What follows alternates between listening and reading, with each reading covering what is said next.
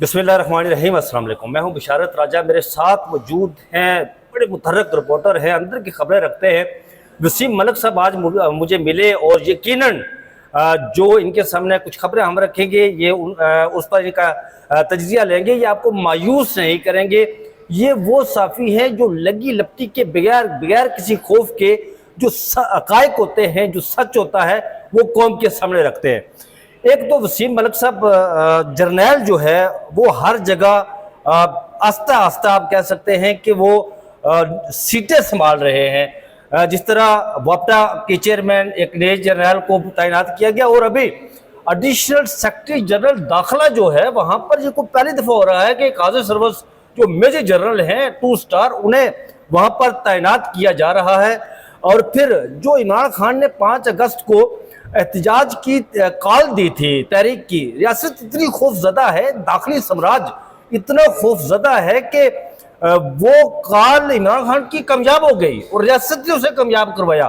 तमाम दाखिली साम्राज्य के तमाम जबर बर्बरियत और बड़े ही शर्मनाक किस्म की रिपोर्ट्स भी आ रही हैं कि जैसे चकवाल में हमारे दोस्त आदिल सरफराज ने ट्वीट किया कि वहाँ क्या हुआ, उसके बावजूद भी लोग घरों से बाहर निकले और खौफ के बुत वो सारे तोड़कर और फिर देखे रियासत का इंजाम। यहाँ पर बच्चों को लाभ उठाया गया डी चौक में, आपने भी सुबह ट्वीट किया था। अब बच्चों को बाज़ाहिर तो बिठाया गया था कि 5 अगस्त के हवाले से कि 5 अगस्त योम इस्तिसाल कश्मीर।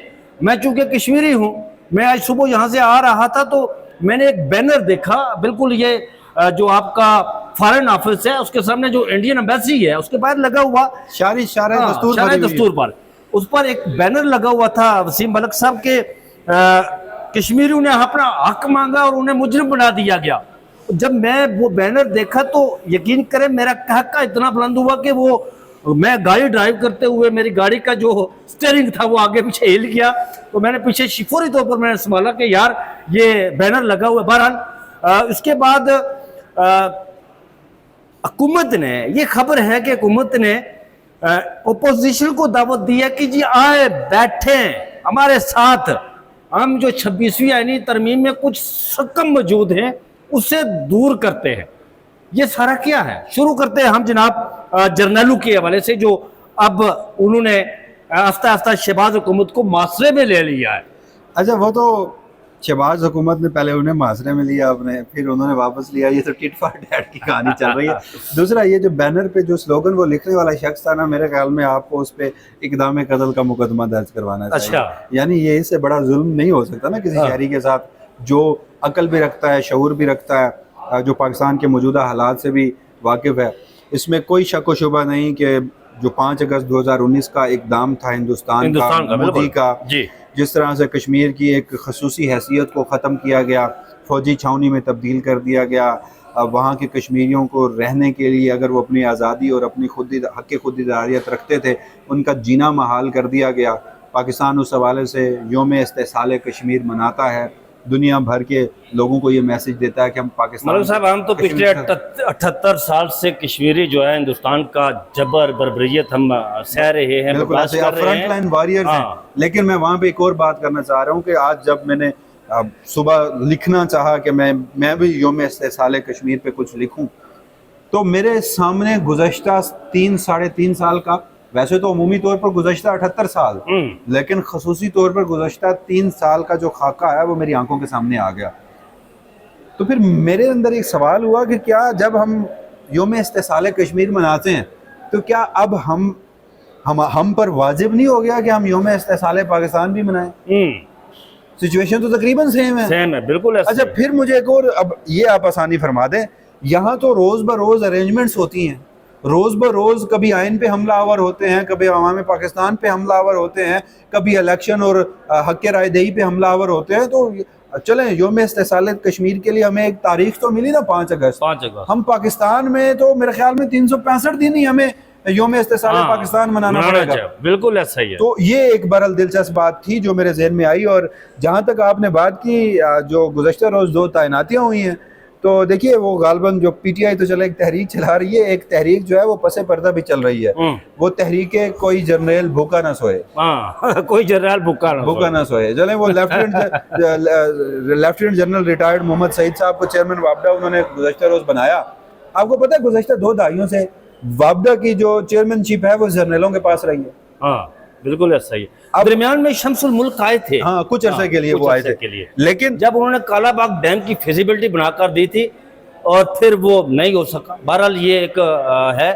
अभी जो एडिशनल सेक्रेटरी उससे भी मैं आता हूँ, लेकिन आप सिर्फ किसी रोज ये कहानियां सामने आएंगी कि वो एक लेफ्टिनेंट जनरल रिटायर्ड थे मुजम्मिल साहब, पूरा उनका मुझे नाम नहीं आता, वापडा में ही उनकी कितनी करप्शन की दास्तानें थी। जी जी जी, वो भी किसी रोज प्रोब होनी चाहिए ना। अभी हाल ही में वो एक बड़ा सारा घर उनका जो है सामने आया जी हाँ, बेटे। तो ये एक अनफॉर्चुनेट सी चीज है कि गुज़श्ता 20 सालों से, अच्छा इमरान खान के दौर में भी जर्नलों की तैनातियां होती, बिल्कुल ऐसे ही साबिका अदवार में भी होती रही, वो भी गलत था, उस वक्त भी हम उस पर क्रिटिक करते रहे, लेकिन अब तो आवे का आवा ही बिगड़ा हुआ है ना। यानी आप गालबन वो एक कोई छोटा सा इदारा बना था वो भंग की अफजाइश के लिए, और उसके उसमें भी जनरल साहब थे। हाँ जनरल साहब उसके सरबराह बनाए गए थे। अब आप देख लें नादरा को, अब दाखिला भी आ गया उसमें, आपका फेडरल कमीशन भी आ गया। मतलब कोई एक ऐसी जगह मुझे बता दें कि जहाँ कोई रिटायर्ड जनरल साहब ना बैठे। नहीं वो तो माशाल्लाह हर जगह बैठे। तो ये जब माशाल्लाह लगता है तो तब भी यही सूरत हाल होती है। मैं थोड़ा सा एक तारीखी पस मंजर में जाना चाहता हूँ वसीम मलिक साहब।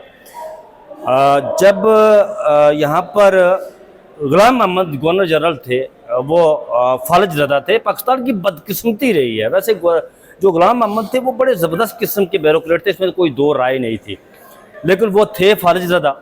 जब वो गवर्नर जनरल बुलाए गए तो उनकी कैबिनेट में जो उस वक्त के फील्ड मार्शल थे, फील्ड मार्शल तो बाद में बने, जनरल अयूब खान, वो वज़ीर दफ़ा भी थे। ये सिलसिला चलता रहा तो पाकिस्तान के जो कहा जाता है कि पाकिस्तान के सबसे बड़े पहले जमहूरी वज़ीर आज़म जिन्हें कहा जाता है ज़ुल्फ़िकार अली भुट्टो, जिन्होंने जनरल ज़ियाउल हक को 7वें नंबर से उठाकर चीफ ऑफ आर्मी स्टाफ बनाया। अच्छा, वो भी जब कैबिनेट का इजलास बुलाते थे तो ज़ियाउल हक को उसमें शाम बिठाते थे।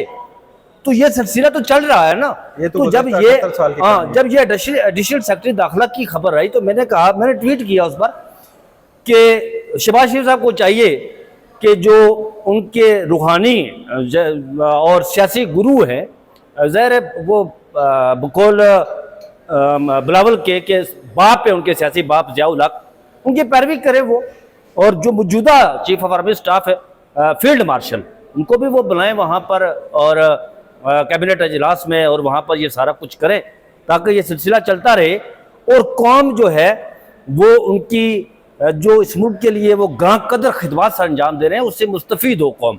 तो इस हवाले से ये वो ज़रूरत ही क्या है, जब वो मुतादिद गवाहियाँ हुकूमती और इस्टेब्लिशमेंट सहाफ़ियों से आ चुकी हैं कि शहबाज शरीफ जो है वो इतने होम्योपैथिक वज़ीर आज़म है कि वहाँ से अगर कोई ख्वाहिश की जाती है तो शहबाज शरीफ साहब सवाल उठाना ही पसंद नहीं करते। वहाँ से अगर कुछ मिसाल के तौर पर 10 रुपये मांगे जाते हैं तो उन्हें 20 फराहम किए जाते हैं। अच्छा, तो उसकी तो ज़रूरत ही नहीं है ना। लेकिन फिर भी गालबन किसी सर्कल में ये ज़रूरतें तो थी कि जब खबर आई कि वो फील्ड मार्शल साहब जो हैं army chief general Syed Asim Munir साहब वो सदर पाकिस्तान बन रहे हैं, या सुहेल वड़ाई साहब ने भी कहा कि अभी भी ये ऑन टेबल है, ज़रदारी साहब के लिए मुश्किलात हैं और कुछ लोग उन्हें मशवरा देते हैं।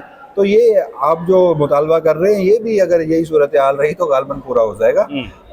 अब मेरे नज़दीक सवाल ये था कि खुद बैठे हैं मोहसिन नकवी साहब, उनकी वजारत में एक हाजिर सर्विस मेजर जनरल की जरूरत क्यों पेश आई? मैं अभी इस सवाल का जवाब ढूंढने की कोशिश कर रहा हूँ, या फिर मेरा वो माइंड वहाँ जाता है। अगर आप कुछ साफियों को आजकल देखें ना, उनको माइन्यूटली ऑब्जर्व करें, तो मुझे लगता है कि शहबाज शरीफ साहब के लिए भी सब अच्छा नहीं है।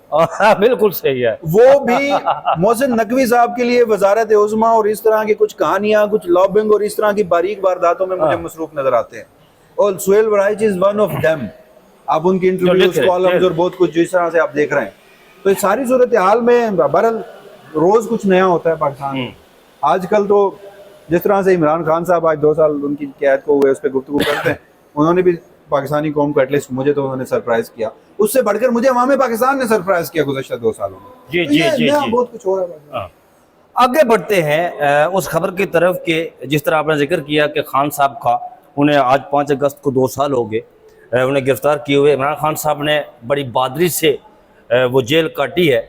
और बहादुरी से उन्होंने गिरफ्तारी दी। जिस तरह आपने कहा कि उन्होंने सरप्राइज़ दिया है, पाकिस्तानी अवाम ने भी सरप्राइज़ दिया है। इमरान खान के बहुत सारे लोग मुतरिफ हुए इस बात के कि उन्होंने बल्कि नून लीग के ताकतवर वज़रा और बिल्कुल बिलखसूस इस्टेब्लिशमेंट भी, जिस तरह वो उनकी एक सोच थी कि शायद ये भी नवाज शरीफ और जरदारी की तरह बीमार हो जाएंगे, बाहर जाएंगे और कहेंगे मुझे हॉस्पिटल में ले जाओ, डील कर लेंगे, और ऐसा नहीं, वो बड़ी साबित कदमी के साथ डटे हुए हैं।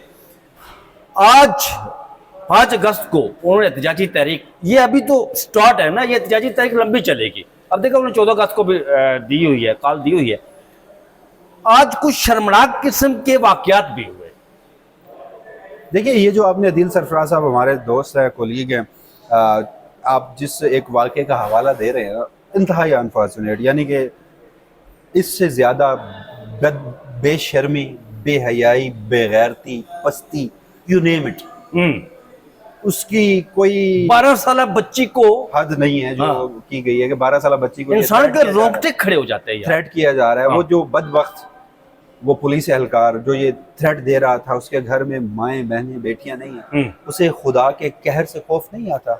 ये मैं आपको बताता हूं, मैं चूंकि कश्मीरी हूं, कश्मीर के अंदर जब रियासती बरबरियत होती है, वहां की फोर्सेस हमारे घरों में दाखिल होती हैं ना, वहां पर आपको पता है कि कश्मीर एक ऐसा खिता है कि दुनिया में ये कहा जाता है कि वहां जो बेवाएं हैं वो ना मालूम बेवाएं, मतलब उनके शोर को पता ही नहीं कहाँ है कहाँ नहीं है। वहां पर जब फोर्सेस घरों में दाखिल होती हैं तो वहां पर जो बच्चियां होती हैं वो इस तरह की फोर्सेस उनको थ्रेट्स करती हैं। अब देखिए ना, वही जब कश्मीर की बात हो रही थी तो अब तो पूरा पाकिस्तान ही कश्मीर बना दिया गया। और ये जो दिल सरफराज साहब कहानी बयान कर रहे हैं ना, ये अनफॉर्चुनेट है कि पंजाब के हर घर की कहानी है। अब आज का इवेंट ना देखिए, आप 26 नवंबर से पहले के इवेंट्स देखिए, आप 4 अक्टूबर से पहले के इवेंट्स देखिए, आप 9 मई के बाद के पूरे 1 साल के इवेंट्स देखिए। पुलिस वालों की लाइफस्टाइल चेंज हो गए हैं, लोगों ने अपने घरों के जेवर, अपने बेटियों के जहेज देकर जान छुड़वाई है। थ्रेट ये होता था किसी भी घर जाओ, घुसो और कहो कि मैं तुम्हें 9 मई के नामालूम लोगों में नामजद कर दूंगा, तो लोगों ने अपना सारा सरमाया उठा के इन पुलिस वालों के जो हवस ज़दा पेट है ना वो भरे हैं। इनके लाइफस्टाइल तब्दील हो गए हैं। ये कहानियां किसी रोज सामने आएंगी। अनफॉर्चुनेट है, आज भी आपने देखा वो एक 70 साल से ज्यादा उनकी उम्र है, बुजुर्ग खातून है, कैंसर की वो, चले वो तो यास्मीन राशिदा साहिबा है, लेकिन ये रिहाना डार साहिबा वो भी एक बुजुर्ग हैं, उस्मान डार साहब की वालदा। उनको आप किस तरह से घसीट अरेस्ट कर रहे हैं? पहले तो आपने उनकी नशिस्त, वो ख्वाजा आसिफ साहब वजीर दिफा होते हैं एक अदद, वो ऐसे वजीर दिफा कि उनके मातहत एक अफसर ने गुजरना होता है तो प्रोटोकॉल में उनकी गाड़ी को रोक लिया जाता है। बहरहाल तो उनसे वो नशिस्त जो है वो छीन कर उस शख्स को दी गई बीक में। आज गिरफ्तार कर लिया गया। पंजाब की छोड़ दीजिए, वो जैसी भी हैं, वो जिस हैसियत में भी धांधली ज़दा इलेक्शन से आई, एक खातून वजीर आला है पंजाब की। हमारी कुछ रवायात है, और वो कुछ ऐसा पहले ये कहती पाई गई कि सूबे की खवातीन मेरी रेड लाइन है।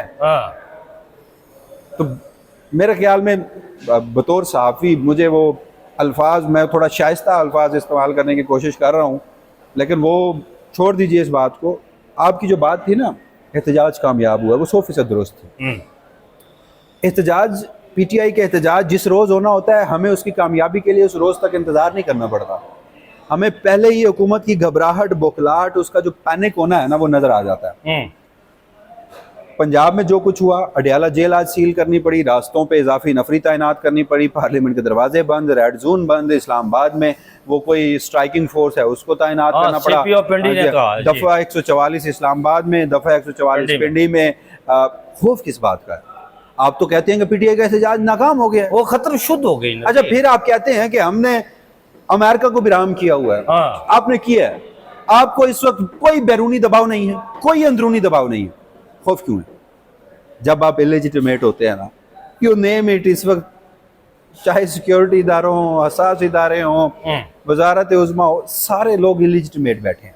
तो अदलिया भी देख लें, तो जब आपके दिल में ना एक डर हर वक्त जरूर रहता है, जब आप लेजिटिमेट, खौफ रहता है, उसका ये मुजाहरा किया गया है। हाँ, मेरे नज़दीक ये एहतजाज इसलिए अहम था कि ये 26 नवंबर के बाद था, बाद हो रहा था मुल्क की सतह पर। KPK में तो कन्वेंशन पहले भी होते रहे। फिर ये इजलास अली अमीन गंडापुर के बगैर था, यानी वो सरबराही नहीं कर रहे थे, महमूद अजगज़ई कर रहे थे। आगाज़ में इसका कामयाब इसलिए देखता हूँ कि पंजाब ने मुझे सरप्राइज किया। पंजाब बिल्कुल। के शहरों में, देहातों में, कस्बों में वहाँ की जो फुटेजेस आ रही हैं, लोग बाहर निकल रहे हैं। शायद हमारे पास ना, मैं अभी भी सोचता हूँ इस्लामाबाद में ना, पंजाब के अलावा जितने भी चलें, KPK में तो वो जहाँ जिन इलाकों में ऑपरेशंस हो रहे हैं, या फिर बलूचिस्तान में जो मखदूस सूरत हाल है, उसके अलावा ना फिर भी कुछ एरियाज में ना कुछ लिबर्टीज ज़रूर हैं। पंजाब में वो भी नहीं है। पंजाब में मार्शल्लाह नहीं, मरियम मार्शल्लाह हाफिज़ है वहाँ पे, उसमें PTI के लोगों का इस कदर बाहर निकलना, तो ये उस तहरीक की एक आगाज़ है, नुक्ता आगाज़ है कि जो PTI ने पहली मरतबा गालबन अचगज़ई साहब, अलामा राजा नासिर अब्बास बहुत साहब, अच्छा स्ट्रेटजी है उनकी ये। इन लोगों की मानी है। एक ही दिन लोगों पे बर्डन नहीं दिया, कहा गया है कि अपनी गिरफ्तारी से भी बचें और एक एहतजाज रिकॉर्ड करवाएं। देखिए 26 नवंबर के बाद ना, इसमें कोई शक नहीं है कि अवाम डरे भी हैं, लेकिन वहीं पे मैं ये भी देखता हूँ कि वो मलिक इदरीस थे, PTI के कारकुन, गोली लगी थी पेट में 26 नवंबर को। D चौक से वो पेशावर पहुंच गए थे, वहाँ उन्होंने इलाज कराया, उसके बाद उनकी डेथ हो गई। उनका गालबन कुल थे या 40वां था, उस पर उनकी बेटी ने वहाँ पर गुफ्तगू की। आप जरा वो गुफ्तगू बेटी की सुनिएगा, रोंगटे खड़े हो जाते हैं। टक्सला या अटक के इलाके में, हाँ, जुल्फी बुखारी साहब के हल्के के वो थे। फिर आप अनीस सत्ती, एक नौजवान बेटा, उसकी माँ गुज़श्ता रोज अडयाला जेल के बाहर पहुंची हुई थी। यार आप ऐसे लोगों को शिकस्त देंगे? यार बच्चों, यहाँ बच्चे लाए बैठाए गए ना आज। पूछा गया, पूछा, बच्चे लाए गए। एक मरकजी तकरीब थी योम इस्तेसाल कश्मीर की, वफाकी वुज़रा इस्लामाबाद का D चौक टेंट शेंट लगाए हुए। वो हमारे साहबी दोस्त ने जाकर वो एक से सवाल किया कि 5 अगस्त को क्या हुआ था। रैंडम है, कोई एडिटेड नहीं है। वो एक नुक्कर से शुरू हुए दूसरे नुक्कर तक, जिस शख्स से भी, बच्चे से उसने बात की कि 5 अगस्त को क्या हुआ था। ये भी अनफॉर्चुनेट है ना कि आपने मुल्क की सूरत हाल इस तरह से बना दिया कि हमारे बच्चों को नहीं पता कि 5 अगस्त को योम इस्तेसाल कश्मीर है जी। वो कह रहे हैं कि हमारे इमरान खान को गिरफ्तार किया गया था, हम इमरान खान की रिहाई के लिए आए हैं, हमें भी पकड़ लो। ये जब सूरत हाल हो ना, फिर आप मान लें कि आप हार चुके हैं, और हार आप इसलिए चुके हैं कि आज भी आप तस्लीम करते हैं कि 2 साल की बदतरीन कैद, 200 से ज्यादा मुकदमे, रात गए तक ट्रायल, इद्दत जैसा घटिया केस, साइफर जैसा गद्दारी का केस, 9 मई का केस, यू नेम इट, आपने कुछ भी कर लिया। वो शख्स जो है ना तो वो डरा है ना उसकी आवाम डरी है। आज भी ये रियासत, ये निज़ाम इमरान खान और अवाम पाकिस्तान को अपना सबसे बड़ा खतरा समझते हैं। वसीम मलिक साहब, जस्टिस जमाल मंदोखेल मुझे याद आ रहे हैं। वो इसलिए याद आ रहे हैं, आपको पता है कि 9 मई का यहाँ पर केस की समाअत हो रही थी, तो बैरिस्टर सलमान अकरम राजा, ये बात वो चकवाल की जो बच्ची उठाई गई थी, वहां से मुझे याद आई कि बैरिस्टर सलमान अकरम राजा साहब खुली अदालत में एक इंकशाफ करते और बताते हैं कि बहुत सारे बच्चों को उठाया गया, और जो बहुत 9 अमर बच्चे थे उन्हें उठाकर थानों में बंद कर दिया गया। मैं वहां जाता हूं, बच्चों के पास उन्हें दिलासे देता हूं, उन्हें बहलाता हूं, उन्हें टॉफियां देता हूं कि बच्चों आपने घबराना नहीं है, मैं सुबह आऊंगा, यहां से आपको निकाल कर लेकर जाऊंगा। तो जस्टिस जमाल मंदोखेल पूछते कि आपने टॉफी क्यों दी थी? तो आज पूछे ना आप बच्चों को सियासत में क्यों इन्वॉल्व कर रहे हैं? वो 18 साल से ऊपर, यार कमाल है। देखिए मैं सिर्फ एक वाकया आपको सुनाता हूँ, क्लासिक है सवाल। ये सामने कंस्ट्रक्शन हो रही है सुप्रीम कोर्ट में, इसके जो आर्किटेक्ट हैं वो जस्टिस जमाल मंदोखेल हैं। तो आप उन्हें अब जस्टिस ठेकेदार जमाल मंदोखेल भी कह सकते हैं। वो यहाँ आए हुए थे। उन्हें एक और मैं आपकी सॉरी बात करता हूँ, उन्हें ये भी कहा जाता है, मैं ये नहीं कहता, वकला कहते हैं और दूसरे लोग भी कहते हैं कि वो जजेस के मौलाना फजल रहमान है। हाँ चले, ये भी बेहतर हो गया। हम यहाँ मौजूद थे, जस्टिस जमाल मंदोखेल इस कंस्ट्रक्शन का जायजा लेने आए, उनके साथ जस्टिस हाशिम काकड़ भी मौजूद थे। दोनों का ताल्लुक बलोचिस्तान से, दोनों आईनी बेंच में शामिल, दोनों याहिया अफरीदी के मंजूर नज़र, दोनों इस हाइब्रिड निज़ाम के मंजूर नज़र। अगर कोई आईनी बेंच में बैठा है ना तो वो इस हाइब्रिड निज़ाम का लाडला है, अपना है, प्यारा है, वो एक ही तरह है, वो एक ही हैं। तो हम यहाँ खड़े हुए, गुफ्तगू ये हुई कि जी वो हमारी press association of supreme court है, हमारी सुप्रीम कोर्ट कवर करने वाले सहाफ़ियों की नुमाइंदा जमात है, उसके आजकल सदर है हमारे दोस्त जुल्करनैन इकबाल साहब। तो वो भी वहाँ मौजूद थे। गुफ्तगू हुई कि आपको वहाँ से यहाँ कमरा दे दिया जाए, मतलब इस तरह। इसी असना में जस्टिस हाशिम काकड़ साहब हमसे पूछते हैं कि अच्छा ये बताएं, आपकी मुंतखब काबीना में ख़वातीन की तादाद कितनी है? बताया जाता है 1 है। तो उस बात पे बड़े बरहम होते हैं और कहते हैं जस्टिस जमाल मंदोखेल साहब, आप इनको सुप्रीम कोर्ट प्रेस एसोसिएशन तस्लीम करने से इनकार करें जब तक ये अपनी बॉडी में ख़वातीन को ज़्यादा रिप्रेजेंटेशन नहीं देते। और ये वही हैं जिन्होंने फिर PTI की ख़वातीन को रिप्रेजेंटेशन नहीं दी। और नहीं देते तो आप इन्हें तस्लीम करने से इनकार करें। ये भी बार कौंसल्स की तरह खवातीन का इस्तेसाल कर रहे हैं। फिर काजी फाइज साहब पर उन्होंने बड़ा गम गुस्से का इज़हार भी अच्छा, किया था। जब उन्होंने ये फिक्रा बोला ना, हाँ जस्टिस जमाल मंदोखेल ने हमसे मुखातिब होते हुए कहा कि देखो, खवातीन के हकूक की बात बलूचिस्तान के 2 जजेस कर रहे हैं। हाँ मारंग बलोच साहिबा खातून है, जी, इलीगल डिटेंशन में है। बिल्कुल गैर कानूनी। चलें, वो मामला जी, पहले आपके सामने नहीं था, अब तो उनके जो अहले खाना है वो यहाँ पर एहतजाज के लिए बैठे हुए नंगे आसमान तले बैठे हैं। मौसमी शिद्दत, रियासती बर्बरियत और गलीज प्रोपोगंडा बर्दाश्त कर रहे हैं। एक ही मुतालबा है, हमारे प्यारों को कोर्ट ऑफ लॉ में पेश करो, बस। गैर कानूनी तौर पर डिटेन ना करो, बिल्कुल। लापता ना करो। किसी का बाप नहीं है, किसी का भाई नहीं है और सालों दहाइयों का किस्सा है। मारंग बलोच साहिबा के इलीगल डिटेंशन के खिलाफ सुप्रीम कोर्ट में 2 दरखास्तें हैं। अभी तक इंटरटेन ही नहीं हुई। खवातीन के हकूक की बात करने वाले बलूचिस्तान के, छोड़ दीजिए बाकी सूबों के, आपके अपने सूबे की है वो, कहाँ हैं आप? या सिर्फ दावों में आपके खवातीन के हकूक की बात होती है? आगे बढ़े। ये जो कहा जा रहा है कि 26वीं आईनी तरमीम में बहुत सारी खराबियां हैं, आए हमारे साथ बैठे, हम इसको दूर करते। कौन सी खराबी दूर करेंगे यार? 26वीं आईनी तरमीम में एक खराबी ये है कि वफाकी आईनी अदालत अलग से नहीं बन पाई। हाँ वफाकी आईनी अदालत के जजेस की मुद्दत, रिटायरमेंट की उम्र ज़्यादा नहीं बढ़ाई गई। अमीन साहब अब नवंबर दिसंबर में रिटायर हो रहे हैं, अमीनी फैसले आना रुक जाएंगे। हाँ इस तरह के कुछ और हुक्म हैं। हाँ पहली बात। दूसरी बात यह है कि 26वीं तरमीम से मसला नहीं है, मसला 18वीं तरमीम से है। जब मैं ये आजकल डॉट्स कनेक्ट करके जो चीज़ मैं कैलकुलेट कर रहा हूँ ना, जो मुझे नज़र आ रही है आइंदा कुछ महीनों में, कुछ सालों में पाकिस्तान में होती हुई एक बड़ा इवेंट नज़र आ रहा है, वो एक 27वीं आईनी तरमीम है जी।